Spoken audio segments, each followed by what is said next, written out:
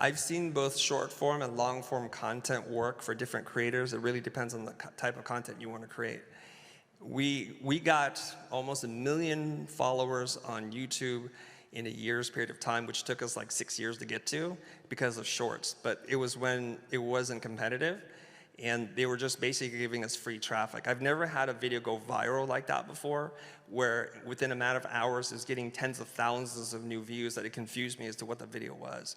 But as I found out, a lot of our hardcore fans and audience, they don't like the shorts.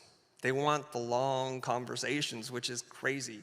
So we're a little bit atypical of YouTube creators, that a typical video from me is over an hour long, and people actually watch the whole thing. It's wild.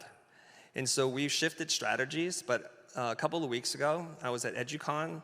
YouTube is not going to let TikTok win, not if they can do anything about it.